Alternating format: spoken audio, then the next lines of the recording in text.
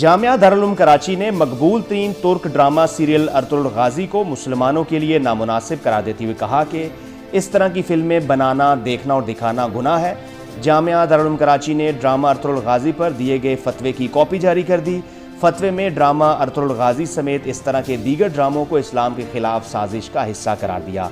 جاری کردہ فتوے کے مطابق اسلام اور اسلامی شخصیات یا ان کے کارناموں کو ڈراموں یا فلموں کے ذریعے پیش کرنا خود ان ہستیوں کی شان مجروح کرنے کے مترادف ہے، لہٰذا اس کو اسلامک ڈرامہ کہنا درست نہیں۔